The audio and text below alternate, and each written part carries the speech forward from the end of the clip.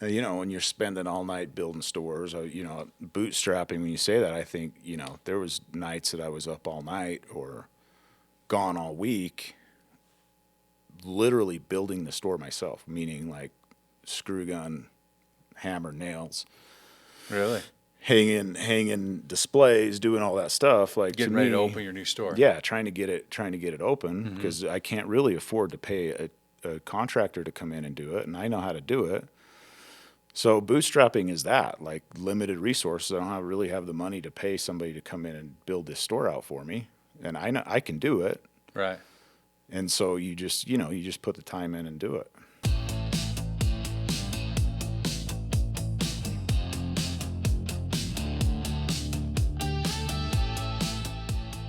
So welcome to Bootstraps and Battle Scars, the podcast by entrepreneurs for entrepreneurs. And my guest today, believe it or not, this is his first podcast. Yep. First time he's been on a podcast. So Chad Carlson. Chad, we've known each other for a few years. We've known each other, but then we became... For a lot of years, For a lot of years, yeah. Yep. And then we've become closer friends over the last couple of years with our kids playing sports together and stuff. Yep. So that's cool. Now, Chad, what this is all about is, like I said, it's a podcast by entrepreneurs for entrepreneurs, and I know you have an entrepreneurial history. That's kind of in your DNA, and so the whole idea is I just want to hear your story. I want to hear, I want to talk about, your business, what you did. I don't have a bio, so I can't really introduce you other than I know you had something to do with cell phones. It seems to me you were pretty successful at it. You had an exit. And now I think you just sit around and eat bonbons all day. Yep, that's correct. What it is, right? Yep. And then I think you're going to take up the cornet or something, which is some wannabe trumpet. I'm going to reintroduce myself to the cornet because I played it in junior high. Yeah. And For a couple that years. was a few years ago. Yeah. In Carbon County, of all places. Yeah, Carbon High School. It's amazing they have that kind of sophistication down there. Shout out Dinos, Carbon Dinos. The Carbon Dinos. That's good. Yeah. That's good. And we can cut some of this stuff too. Yeah, let's leave it. Yeah, let's leave it. Right? This is what it's all about. The right people. Yeah, because then, all 5 of the people in Carbon that have the interweb can watch this podcast. Yeah. Shout out class of Your 95. dad might watch it. Did your dad have a computer? My mom would, for Your mom. sure. Okay. Yeah. Then Mom she'd will have watch to it. hand the phone to my dad and say, look at this. Yeah, here's our boy. Yeah. The cornet turned out to be something. Yeah, it did. This took a weird turn in the beginning with the cornet, but I'm glad it did. I'm glad we brought that out. It's like therapy, huh? Yeah, it really is. Bringing Now in what's been missing. Like the last few months, you've been a little bit like, what do I do with my life? And now we know. It's the cornet. I'm going to go home and see if we can't find one on... Dig that puppy up. Yep, on Facebook In fact, or something. I know my producer here, which is my wife. Yeah. Yeah, I'll bet she could find you a cornet. I'll bet she's on KSL right now. She's on without even looking Marketplace at her. right now. She's on Marketplace. There's going to be a cornet waiting at your house when you get home. Deal. I like it. That's how that works. I love it. Okay, so Chad, I want to know, tell me a little about yourself. I want to know, where you grew up, your little family unit. Give me a little personal background before we really dig into the business stuff. Yeah, so born and raised in Price, Utah. Mm-hmm. Small town, just like everybody in Price are coal miners. So, my great grandpa was a coal miner. My grandpa, my dad. So generations in Price? Oh Okay. yeah. Wow. My mom actually worked at the mine. Wow. So yeah, grew up there. It was absolutely as you look back at it, the coolest place that you could have ever grown up. I loved it. Small town. It's one of those places where when you're there, you think that you're the only people that live on earth. Well, Price, you go up, you get a chance to go up to Provo or Salt Lake, and you're like, where am I? I want to go home. Yeah. So it was a really cool place to live and grow up, and just still have a lot of friends and lifetime friends from there. And then so I ended up going there. And went to CEU, Eastern Utah. So it's college, a little state college in Price. College of Eastern Utah. Played golf there for a year, and then I went on my mission. So that's kind of a whole other story. But somehow, some way, I ended up going on a mission. And you went to L.A. L.A. Yeah. So Price East kid LA. Goes to Yeah, I went East to East LA. LA. And You fit right in. You should Yeah. have had your cornet. yeah, so it was like going to a foreign country because Oh yeah. I got to East LA and not like the east side of LA. Like I was in the city of East East Los LA, Angeles. which is, Yeah. for people who don't know, Yeah. that's For the people city. don't know, like Cesar Chavez in Michigan. Like Right there. That's where I Yeah. was. So like East for a lot LA, of it. Compton, that whole area. Yeah, right? East LA, like that area right there, El Monte, Pasadena, Glendale, that area. Mm-hmm. So I was there for 2 years, spoke Spanish, and it was awesome. It was like the coolest experience I ever had. I mean, it was crazy. That's cool. So yeah, going from Price to East LA was a huge culture shock. I had no idea that this was even. And you thought Provo was the big city. I thought Provo was like dangerous. Yeah. You know. Yeah, it is dangerous. So yeah, went there for 2 years and spoke Spanish, and like it was really hard. Hardest thing I ever did, and by far the funnest thing I ever did. It was I had the time of my life doing it. It was so much fun. So did that for 2 years, and then went to UVU for a minute, and then went up to Logan, to Utah State. So Utah Valley's right here in Orem. Yep. And then you went to Utah State up in Logan. Yep. Okay. My buddies were going up to Utah State, and so decided to go to Utah State, and loved it. Like Which Logan, another not so big city, great little place. Yeah. I'd never been there. I'd never been there before I went. So, but all my buddies were going, so I'm like, yeah, let's go. Went up there and loved it. Cache Valley's awesome. Logan's a really cool place. It's growing like crazy. So went there, got married, had 4 kids. And she was from that area, right? Yeah. Her whole family was Yep. from the Logan area. So spent a lot of time up there, lived up there for quite a while, but went up there and was up there all the time. So Cache Valley was kind of like a second home for me for a long time. And then kind of moved back Salt Lake and Springville, Mapleton, kind of that area down there. And had 4 kids, so 2 girls, 2 boys. My oldest daughter's 20, just got married. Nice. And then I got a son that's 18, and he just left to go on a mission. And where's he And serving? he's in Brisbane, Australia. Australia. Cool. So he's in the Miami of Australia. Yeah, he's on roughing the it. Sunshine Kind of like Coast. East LA. Yeah, kind of a little bit the same and a little bit not. You Yeah, know? yeah. So he's out there, and then I've got a 15-year-old boy. It's a sophomore in high school, and then I've got an 11-year-old girl. Okay. So that's kind of where that was. Like from a personal standpoint, you know, that's my kids. I ended up getting divorced, and so that's kind of a whole separate thing. Yeah. But so yeah, I've got 4 kids. So I mean, really, that's the personal side of it. And then as soon as I got home off my mission, I mean, like I just wanted to go into business because that's all I knew. Like growing up, my dad was an entrepreneur, like a small business. Like he loved small business. That's So what all kind he of did. what kind of business was your dad involved So in? he was just in the coal business. So they had, you know, they would fix coal machinery. They did that, you know, he did that for a long time. So I grew up working in those kind of businesses, like in But the coal industry. he was self-employed. So he Self-employed did ever his own since thing. I've never seen him punch a time card ever in my life. So I always thought that was kind of normal. yeah, Like you yeah, just it work was for normal yourself. for you. Like go find something to do and go work for yourself. Right. And he was successful at it. He did it and did that, and then was in another kind of sector in the coal business.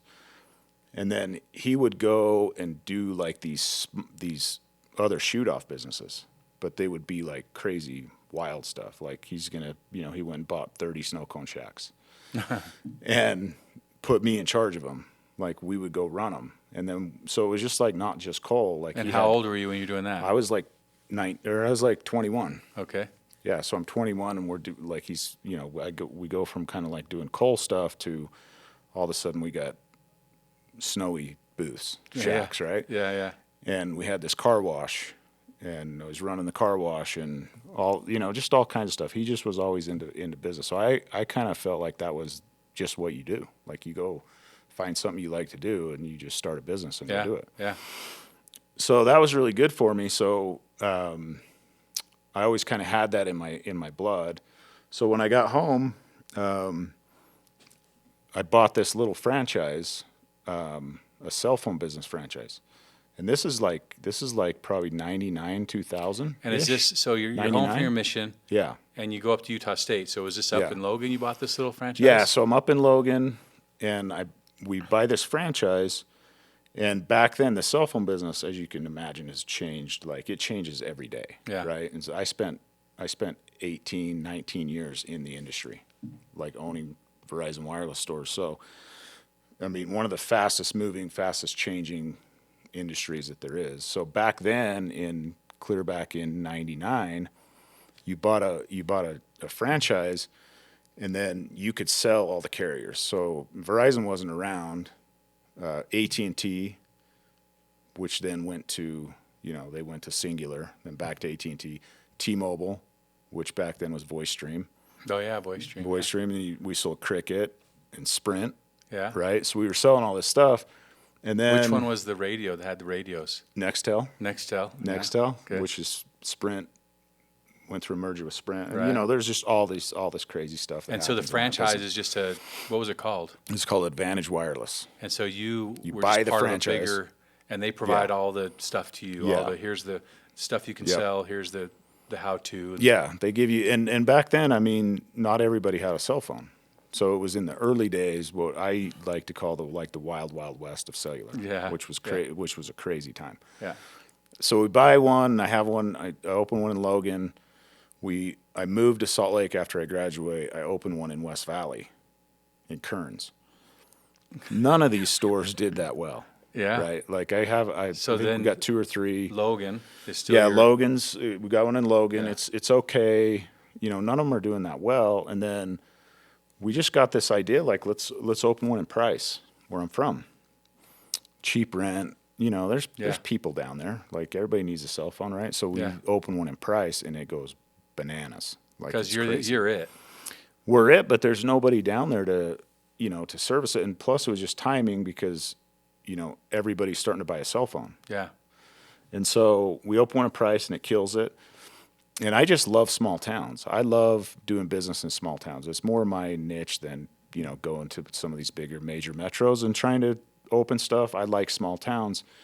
And so, then we open one, and I don't remember the exact order, but we opened one in Richfield, Another small Moab, town. Yeah. Cedar City when it was smaller. Yeah. So, and then kind of what happens And are these is, still Vantage Wireless? yeah, so they're Advantage Wireless. And then what happens is Verizon, AT&T, and those carriers came to everybody that were part of these franchises and said, hey, you need to pick one. Like you have to be exclusive. So Verizon came to us and tried to get us to be exclusive with them. AT&T did the same thing. Mm-hmm. And we just figured like Verizon was a better partner because of the rural markets. Like they worked better in your Moabs, your Price, those places. So we went exclusive with Verizon. I don't know what year this was, probably 2002, something like that. And then Verizon really kind of pigeonhole you into what you're good at. So they say, hey, you're really good at rural markets, at small markets. So we're going to give you opportunities on all these small markets. And then they would take some of like the mall. You remember the mall kiosks? Yeah. When they were huge. Yeah. They would take a certain guy and say, you're really good at malls. And so they'd give him the malls, right? They weren't going to put me in the malls because I wasn't good at the malls, and they weren't going to put those guys in the small towns, right? Yeah. And so over like a, many, many year situation, I end up with 100 Verizon stores over 19 years. And literally so that's right more at than- the 100 number. More is than what I just ended up Utah. You're now. with. Yeah. Okay. Yeah. So we're in Colorado, New Mexico, South Dakota, California, Arizona, Wyoming, all over there. And you're still following that rural small town model. Yep. And That's cool. like literally any small town in the West, outside the Pacific Northwest, like any small town, we were in it. And so it was I loved it, and it was awesome because think about like the small towns in the West. I mean, you take like your Moabs, but you can take Steamboat Springs, you can take Aspen, Colorado, you can take Mammoth, California. You can go down the list of all these cool places that everybody wants to be, and we were in every small town. And so it was really cool. And were you like, did you beat the other carriers to those small towns? I mean, when you showed up, well, you were a Verizon store. Yeah. So when you showed up, you were the only Verizon store in town. Not always, but typically. Yeah. And back then there was no AT&T going into these small markets. They were just stayed in the bigger markets, right? Yeah, yeah. T-Mobile wasn't doing it. So yeah, I did that, and then I had about I want to say I had about 40 stores, maybe 30 something stores. And there was a guy that was just like me, small markets. Verizon had kind of handpicked him, and they had like 40 stores. I had like 30, he had like 40, something like that. And we knew each other really well because we'd go to meetings together and all these years of like seeing each other. So we all decided in the industry like a long time ago, like you're way better off being friends than enemies. So our competition, you could look at him like, hey, this guy's our competition. But we would have meetings and we'd get together and we'd be like, man, we'd get along really good. All of us got along pretty good. So we were all friends, and then they approached me to do a merger. Like, let's put this thing together, because they had all these stores in like Colorado, New Mexico that I really wanted. I really wanted to be in Colorado, and they really wanted to be in Utah, Nevada, that kind of thing. And so we ended up just putting the two companies together, and this was I think 2012. Okay. So we put the two companies together. We had an office in Wichita, Kansas, and then our sales office was in Springville. And we just continued to grow it until we had 100 stores, and then. And Verizon was a great carrier. I mean, they were the best. Yeah, they were the best. I mean, and at the coverage time, was they awesome. were the best. Yeah. You can go to Lake Powell and get coverage on your Verizon. Yeah, nobody had the coverage that they did. And like today, I don't even know. Like that's all in the rearview mirror. I don't know But you still have who Verizon? the best is. Yeah, I do right now. Yeah. Till I switch next week. You're switching? I don't know. Yeah. I just you don't have any. There's not the loyalty isn't there yet. Yeah, people ask me all the time about like, hey, what phone should I get or what's this? I'm like, I have no idea. I don't know. You're done. Don't ask me. Yeah. So yeah, that happened, and then I think it was 2019 we had a chance to get out, and Verizon. And this is when you had 100 stores. Yeah, okay. We had 100 stores, and then we had like 5 repair centers, like repair stores where you can go get your cell phone fixed. And then Verizon was consolidating, which I thought was a terrible idea. But instead of having like 100 agents across the country, they narrowed it down to where they had like 6 to 8. So now instead of a bunch of guys having 100 stores or 50 stores, you had 6 to 8 guys that had 1,000 or 600 stores, right? So you were kind of independent. Yeah, so, we were just a smaller player. But I mean, 100 sounds like a lot, but our competitors had 600. Right. And that's how Verizon liked it. They liked, which I disagree with to this day. I don't think it's a good idea. I mean, you look at Chick-fil-A, you can own one Chick-fil-A. From my understanding, you can own one Chick-fil-A. So they have all of these owners of these Chick-fil-A's. So one operator, one Chick-fil-A. Yeah. And they do a better job than a guy that owns 100 Chick-fil-A's. Yeah. That's how I think of it. I'm in agreement with that. But Verizon wasn't, and so they were consolidating, and we got a chance to get out and get bought by another big Verizon company, right? Verizon agent, who had 500-600 stores. So we did. Huh. Okay, so you had an exit in like 2019. Okay, so when I say the word bootstrapping, bootstraps. Like, what does that mean to you from a business perspective? Like, what does that resonate with you? Or, I mean, I don't think you were handed, a golden spoon. It sounds to me like your dad was, you're going to earn your keep, boy. Yeah, I mean, he showed me how to do it. Mm-hmm. But at the end of the day, you still have to do it, right? Yeah. So, yeah, I mean, a bootstrap to me is starting a business or starting something with limited resources, with very limited resources, right? Like whether that's cash, which is usually cash, right? Yeah. And just resources altogether. Like you start from ground zero, you don't have anything. Maybe you have a few bucks or a little bit of stuff to get you going, and that's bootstrapping. I mean, you start from the bottom and without the resources, and you just kind of make it happen. Just build it. So why did you decide to get into the cell phone business? Why did that whole Advantage Cellular become a thing that you were interested in? Just mostly because it worked, you know, like the first few years were really tough, and I was on the road. I was on the road the whole time a lot. You know, when you're spending all night building stores, you know, bootstrapping. When you say that, I think, you know, there was nights that I was up all night or gone all week, literally building the store myself. Meaning like screw gun, hammer, nails, Really? hanging displays, doing all that stuff. Like Getting ready to open your new store. yeah, trying to get it open because I can't really afford to pay a contractor to come in and do it, and I know how to do it. So bootstrapping is that, like limited resources. I don't really have the money to pay somebody to come in and build this store out for me, and I know I can do it. Right. And so you just put the time in and do it. So I mean, So- that's my definition of it. Yeah. So of the 30, 40 stores that you had on your own, how many of those did you build out? Was that kind of your MO? I'd say most of them. I'd say maybe all of them. I don't maybe not, but by most of them for sure. So you go, and then how would you select the market you're going to? I mean, I know you had this model of let's go small town. So you really would just like say, here's a small town, let's go check it out? No, well, I was always looking to see what, you know, demographic and, you know, similar population and that kind of thing. Like if I was killing it in a town that had 15,000 people, and that was my sweet spot, say 15,000 to 40,000 people was a good sweet spot for us. Yeah. Then I would go find every small town in the West that had that population, and then, you know, research it, figure out, you know, what they do there, you know, how it's set up. Most of the towns are almost all the same. Like a, you know, $20,000 to $40,000 pop town, they're all kind of the same.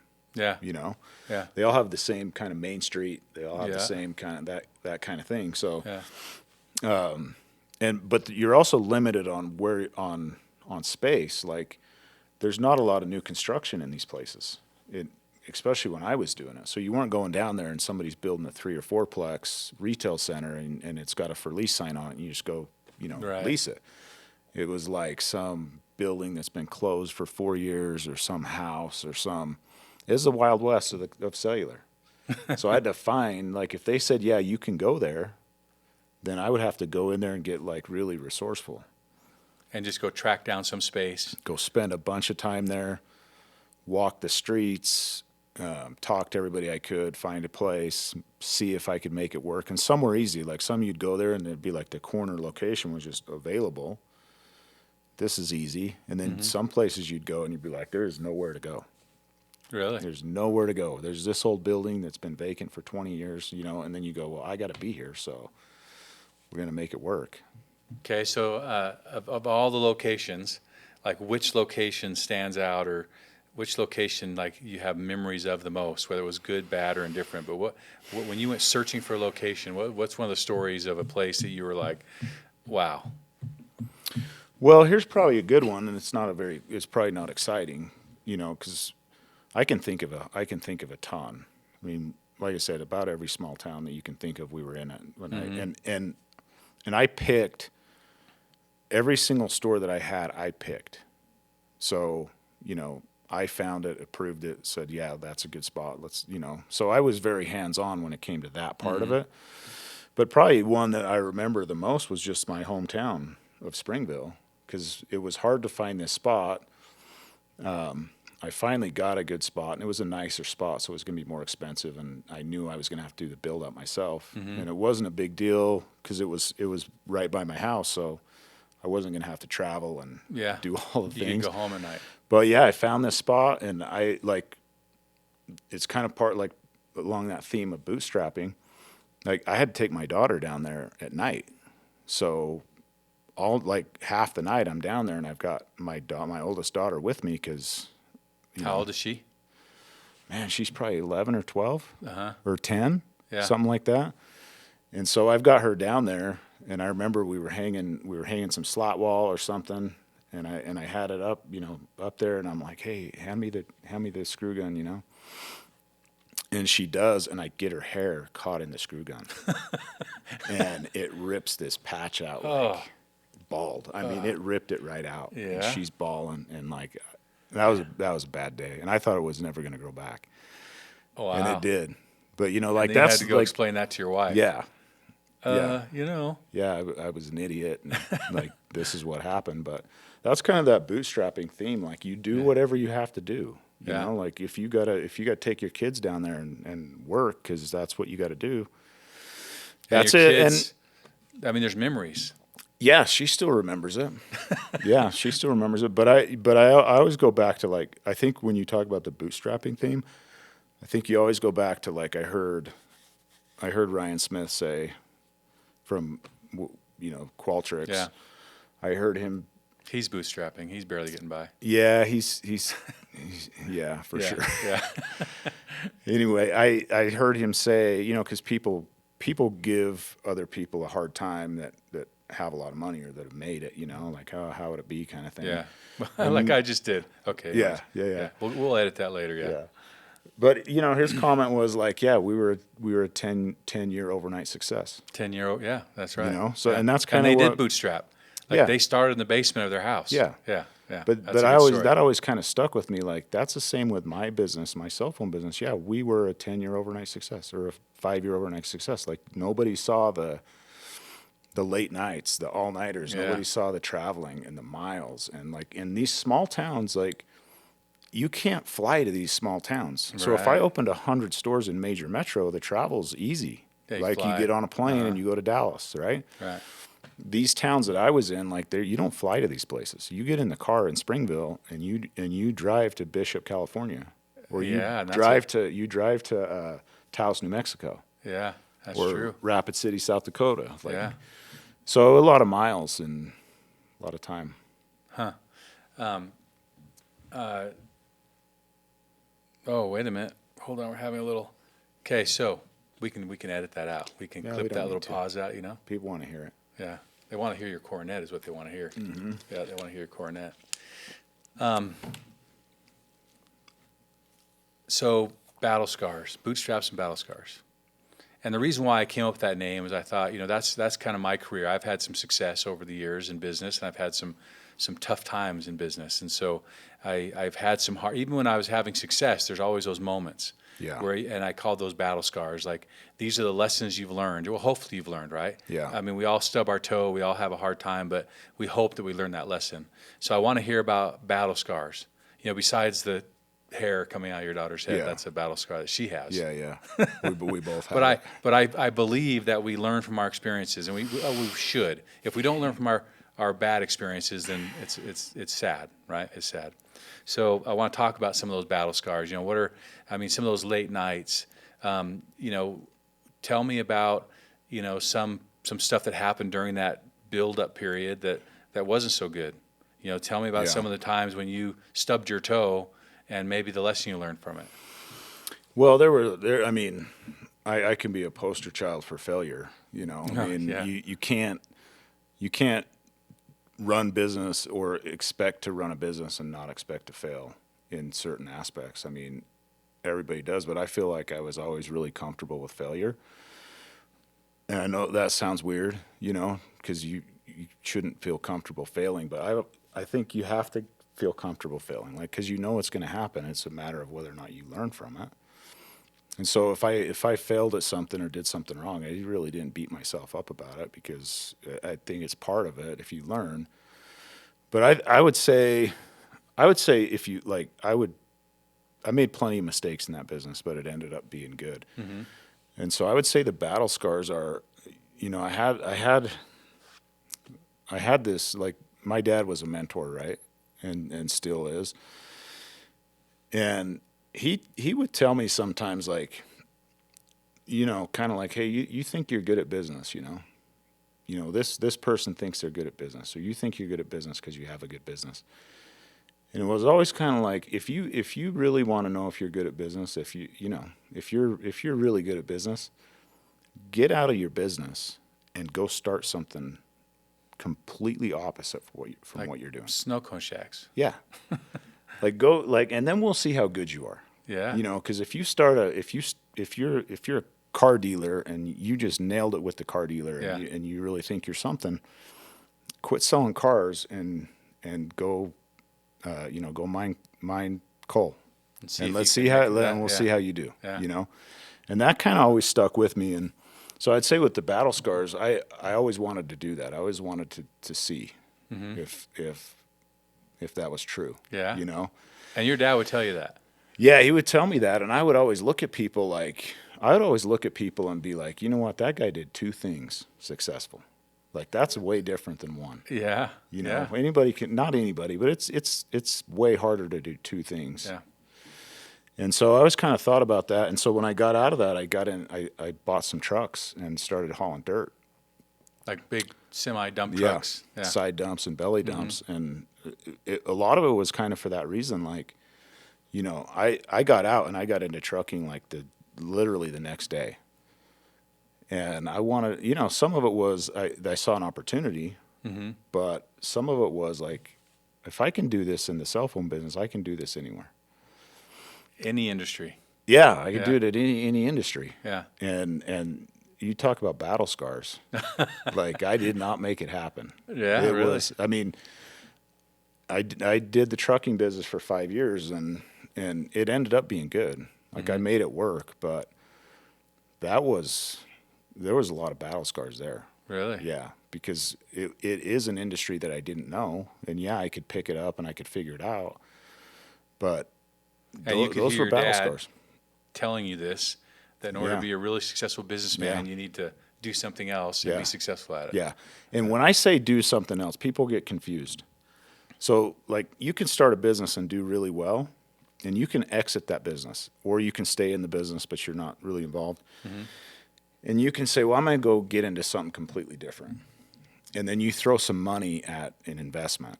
Like, you know, my buddy has this business, and I'm going to go, you know, put money into this business. Yeah. And that's something totally separate. Totally separate. That is not what I'm talking about. I'm talking about you, without a partner, go get into build something another completely business. different and start it from scratch. I just really look up to people that have been able to do that. I think that's a real sign of a good entrepreneur. So do you consider yourself having been successful in two businesses now? No. No. So No. I mean, I've had other businesses, and I still have other businesses, and some that are successful. But yeah, I think you always have to have that challenge. I think there's always that challenge out there, and really, like if that's your challenge, like if you can do two, let's see if you can do three. then you're even more awesome. Yeah. Yeah. Yeah. Just That's like cornet on steroids. yeah.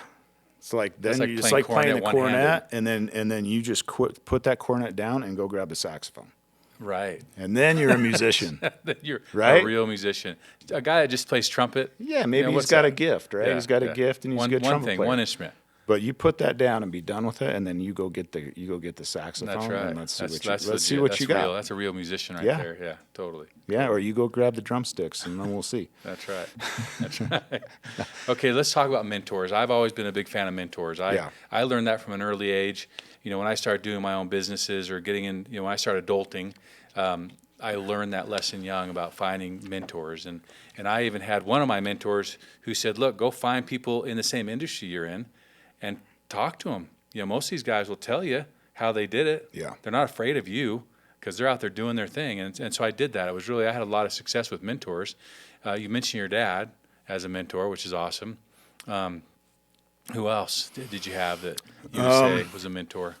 Well, I've had quite a few people for sure, and usually, you know, I think a lot of times, at least in my case, it was people that were unexpected, and I can't really ever say that, you know, it was my neighbor down the road that was successful and I went and picked his brain. A lot of people do that, and it's probably great, but I can think of a couple that were just outside of my realm. I mean, when I went through this merger in like 2012. The guy, it was kind of two guys. It was one company, but it was two guys, and they're older guys from Kansas, and not you know, culturally a lot different. People in the Midwest are a lot different, and this guy was a CPA, and the other guy owned this big telecom company. I mean, I just wasn't around these kind of people. And I liked them, but I wasn't around them. And I thought to myself, you know what? These guys are smart and they're good guys and they know what they're doing. You can really learn a lot from them. And so even though they weren't really I hadn't been around people like that before, I looked at that as, you could really learn a lot from these guys. Yeah. And and the one in particular, Dan, shout out to Dan. Dan's listening. He's going to listen to this for sure. Yeah. Dan. Dan was a great mentor to me, and only because I needed that challenge. Like, I definitely didn't need somebody telling me, yeah, you're awesome, and yeah, you're doing it right, and wow, look at you. I knew I didn't need that, and I didn't want that. I needed somebody that would challenge me all the time. Even though I was in some people's eyes or my own eyes, I was successful, I needed somebody to challenge me, and I think that's a mentor. Yeah. I think a mentor is not somebody that gives you a bunch of attaboys. I think it's somebody that's going to challenge you. So yeah, he was one. And if to have a mentor, I think you have to be open-minded and you have to look at people and say, you know what, you don't do it the same way I do it. I want to know how you do it. Yeah. So I've had some good ones. And when now you have 2 boys, 2 girls and 2 boys. And you learned a lot from your dad. He kind of gave you sounds like he instilled the entrepreneurial spirit in you. How is that relationship with your boys? Are you thinking the same way? Like, hey, I want my kids to learn how to go and do and be their own boss? Or what's your attitude towards that with your boys? So yeah, it is, but as you know, like, kids are all different. And so I have 2 boys and they're both, they're not a lot alike. They're different. And so, one of them is really entrepreneurial and I think he's going to do really well. And he's been taught and he's learned how to work really hard. So that's the biggest thing is I'm trying to teach him how to work hard. My younger son, he's still young, so still yet to be seen. But I think the biggest thing is, I'm just trying to teach him how to work hard. Yeah. And if they get the work ethic, any mentor, anybody else can tell you what to do, but there's no workaround from just putting in the time and the effort. So yeah, I'm trying. Yeah, that's the biggest thing is just trying to teach them how to work hard. And if they can really learn how to work hard, like, that's a leg up on like 90% of people nowadays. Hard work. I feel like, just being able to work hard is a huge leg up. So yeah, I don't know if that answers your question. And when you hired a lot of people, right? I'm sure over the years you hired a lot of people. Yeah. And I remember hiring people, and man, if I had a kid come into my office who grew up on a farm or a ranch, that was a no-brainer. Yeah. I'd hire that kid in a minute. Yeah, and you can kind of tell right away. Yeah. Yeah. I think there's a lot of truth to that. When I sold, we had 450 employees, and typically from that 18 to 28 range. So the millennials, and I thought that would be really hard. Man, you have to realize that a lot of these millennial kids and the kids that are 18 to 25 now or 28 now, they're a lot smarter than you think. We look at them being older and we're like, these kids just play video games and they just screw around. And I found out, man, they're on top of it. Are they? Yeah, they really are, as long as they have a work ethic. If so they have a work ethic, you weren't afraid to hire those kids. A lot of people are afraid to hire those kids. But you knew that if they had work ethic, that you could put them in one of your stores and you'd be okay. Yeah, and it had to be. I think what you have to realize is that my work ethic and your work ethic is not their work ethic. But there has to be a work ethic. Yeah. So, your work ethic might be, I'm going to get up in the morning and work on the yard all day and sweat my guts out, or go work on the farm and do this. And their workout may not be the same way, but it's still a work ethic. Yeah. And if they can focus if they can focus and get something done all day, it doesn't really matter what the work ethic is, as long as they can go to work. Did you find that having all these smaller towns and was your employment pool a little bit easier because you are dealing with small town kids that maybe grew up in a different environment? Did you notice any kind of, or did you have the same challenges everywhere you went? I think you had the same challenges anywhere you went. You know, I mean, some of the small towns were nice because maybe there wasn't a lot of opportunity, the same opportunity or the same jobs that are all out there. And so you have people a little bit more hungry for a job, but not always, not always. Small towns get a bad rap for, there not being opportunity or being jobs. And there are, so maybe it was a little bit easier, but you can just tell right off the bat if a kid or if anybody that you're hiring, you can usually kind of tell if they have any, like, some kind of work ethic, Yeah. I feel like. Okay. So, so here's a question for you. Let's say you go back, or no, you're sitting here in this spot, and sitting across from me right now is you, the younger you, like the much younger you, the 18, 19-year-old you. And you have a chance to just share something with that young Chad Carlson. Yeah. What do you tell him? Well, I tell him to buy a whole bunch of Bitcoin. and a cornet. And Google stock. And, you know what I mean? No, honestly, from a business perspective, if we're just talking just business. Yeah, let's talk about business. Man, I don't think I would change much. Really? Honestly. I really don't, just because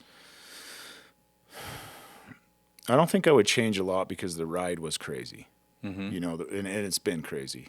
And I think you have to, I missed out on a lot of opportunities. I missed out on a lot of money. I think everybody looks back and they say, man, if I would have just done this, I'd have made more money. And I missed this opportunity. I can count 1,000,000 opportunities that I missed from a money standpoint. But the older I've gotten, and I really try to push this with my kids, like, money doesn't mean anything, man. It really doesn't. You have to have it, and it's nice to have, but money doesn't. It just doesn't motivate me like it used to. Mm-hmm. And so, if I was to look at a 21-year-old Chad across the table, I don't think I would change a whole lot, because you provided for a family, and you still do, and you know how to do that. And sure, you missed out on opportunities, but you got a lot of opportunities. But the life experiences were off the charts. I mean, who gets to go visit every cool small town in the West for 20 years? Yeah. And it's not only that, but I have a hunting equipment manufacturing company now, and it's awesome. I wouldn't change that for the world. I've been involved in a whole bunch of investments. I've had some really good partners. I've had some bad ones. Mm-hmm. But why would you change it? Like, things have worked out. I'm still here. Yeah. And hunting. You like happy. hunting. You're a hunter. Hunting. Yeah. I mean, we had a good year this year, and next year hopefully it'll be good. And so I don't think I would change a lot, because I don't think I wouldn't want to miss out on those experiences. And when you have as many employees as I had, you build relationships. Mm-hmm. And I built relationships with a lot of people. And those friendships, or those people at that time, those were really important people to me. And being able to meet them and be friends with them and do all those things with them, it was amazing. So honestly, I just don't think I would change a lot, and maybe that's my personality too. I just don't. I don't have a lot of regrets. That's good. Everyone that sat over there has kind of, they all have something to say to their younger self, but it's never, regrets. It's usually just, encouragement. Keep going. It's worth it. Just keep going. Just don't quit. But most people I've talked to that are successful or had success don't live in that regret space at all. No, because you have to keep moving forward. And I think if that's a question is like, how close did you get from quitting, or how discouraged have you gotten? You know, that's never crossed, the quitting part's never crossed my mind. You just keep going no matter what. And sometimes it's really good, and sometimes it's really bad. Sometimes, there were times in that business. I remember one year in particular that I was pretty established in the business, but the cash flow was killing us. We were the lack of cash flow. Yeah, we were eating up cash faster than we could bring it in, and you're just sitting there waiting on these big commission checks, and you don't know how you're going to make payroll. And I remember being pretty established in the business and doing well, and And there was like a few months there where I was not sleeping at night, and I was building Excel spreadsheets trying to figure out how I was going to make payroll. Like, there's no way. And that was you were already into the business. Oh, So yeah. from the outside, people are Yeah. looking at you like, Oh, yeah. Chad's got it going on. Yep. He's successful, and you're over there stressing out I'm about over there how I'm freaking going to make out. payroll. Yeah, we're not going to make payroll. Like, I don't know how this is going to happen. And Yeah. you know, but if you get in that position and you throw your hands up and say this isn't going to happen, I've just always learned there's always a way. There's always a way. You just have to figure it out. And if that means you got to stay up all night and think it through or whatever, Make a spreadsheet. or talk to 10 people that you trust to figure it out. There's always a way. But you just don't quit, you know? Yeah, yeah. Okay, so now you've given some great insight. Someone's sitting across the table from you, just the young entrepreneur ready to go conquer the world. What do you tell them? And I think you've already kind of shared that message, but what do you tell that young guy that's ready to get it done? Well, luckily I've had some chances to do that, you know, with some young people. I don't know, you know, it's really cliche to say, you know, just work really hard and do that. But to give you some specific advice, this is what I tell younger kids sometimes when they ask me. I've told my own son this too, like, if I could go back, I guess this is the best way to say it. If I could go back and do something a little bit different or whatever, I would say get a really good base in accounting. So if you're not going to go to school, and I don't think school's for everybody, I really don't. If you decide you're not going to go to school and you're going to go hustle and go try to make money or try to build a business, get a really good base in accounting. And if that means go take college accounting classes, you don't have to graduate, right? Like, you can sign up for a accounting class at UVU, I'm sure. But go get a really good accounting base so that you understand how accounting works and how taxes work and how tax accounting works. Because you can make all this money and you can just if you don't have a good base in accounting and taxes, like, you're just going to blow it all. And that's how people go, you know, lose everything and go bankrupt, especially young kids, is because they make money and they didn't realize, like, how taxes worked and how they could have maneuvered things to make things work a little bit better. And then just overall accounting. You need to have a good base in accounting. So I tell people all the time, like, if you're not going to go to school, great, but go take some accounting classes. And how did you learn it? It sounds like you learned it I learned it the hard way. I learned it the hard way. Yeah, and I never got myself into trouble where I was like, you know, I didn't know what I was going to do. But you realize later on that, man, if I would have understood better how accounting works, how things like Section 179 work, and just things that I'm a slow learner, I feel like, and so it took me years to go, oh, I could have done that. It's like, dude, that was a 5-minute conversation and it took you 4 years to learn. Right. You know? Right. So I think that's a big thing. If you're planning on making money, if you're planning on starting your own business, if you're planning on that, get a good base in accounting. Yeah, that's a good one. Because, you know, the owner of the business, no matter how good you have bookkeepers, CFOs, accountants, you still have to have that understanding. Yeah, you have to be able to it. speak the language, because they're going to ask you questions too, like, hey, how do you want to handle this, or what do you want to do there? And you have to have a pretty good understanding. If you don't, it can kick your butt. Yeah, it can get you. Okay, so last question, and you've already answered this a little bit too, but I'm going to ask it anyways because I want to end every podcast with this question. But knowing what you know now and being who you are now, would you do it over again? That's a loaded question right there, huh? Yeah. Well, yeah. Here, That's write a down the trap. answer That's for a you. trap. It is a trap. Would I do it over again? Yeah. Yeah. 100%. After all the bootstrapping, after all the battle scars, the highs, the lows, the trucking businesses, Yeah, I would do it over again. You know, I'm a little bit hesitant because I know the work that is going to have to take place to do it over again. I would do it over again because I know that there's no substitute for the work. Like if I were to say no, I wouldn't do it over again, then I'm gonna go do some. I would do something You're gonna else. get a job. There's still no substitute for the work. You have, no matter what you do, you have to put the time in, have to put the work in. There's no way around it. So I would do it again. Yeah. Good. Well, and that's the message I want to help get out there. Is I know there may be somebody listening to this is struggling in business, right? Because we all have our moments. You know, you've had your moments where you stayed up all night on a spreadsheet thinking, how am I going to cover payroll? Like we've all been there. We've all had our little trials, our tribulations. We've had our little scuffles with the tax guy. We've all had our things. And so I want this to be a little bit encouraging, right? I want people to be able to listen to this and say, look, yeah, what he just said, just keep going, just keep going. There's always a way. I think that's an important message to get out there, because how many people, like even Ryan Smith said, yeah, I was an 10-year overnight success or something like that. Yeah. I mean, 10 years of battling and trying to come up with some, algorithm or some product that was, any good, right?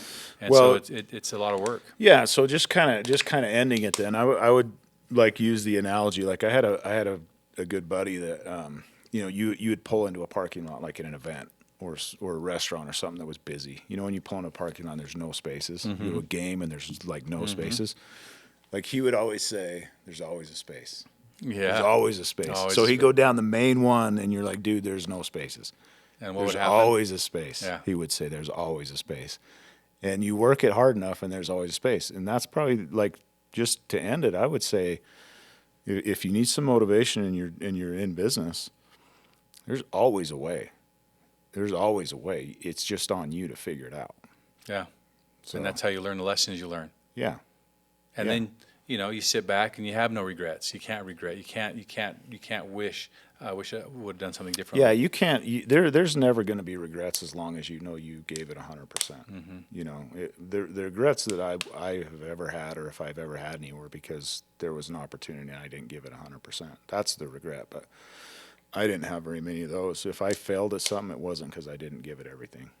And failure is just part of the journey. Yeah, you're going to get comfortable with it. Yeah, you're going to get comfortable with it. Yeah. You're going to rip your daughter's hair out. It's going to happen. It's going to happen. Yeah. And then you're going to laugh about it later. Yeah. And then you're going to laugh about playing the cornet. Like you're wishing, your only regret in life is that you didn't take that seriously and become a world famous trumpet player. Yeah. Next time I see you, man, it's going to be a full blown cornet solo. So you're going to avoid me for a while. Yeah, is it'll that be a couple it? years. You're not going to answer my phone because you're like, I gotta figure this out. Be a couple years. Yeah. Okay, well, thanks, Chad.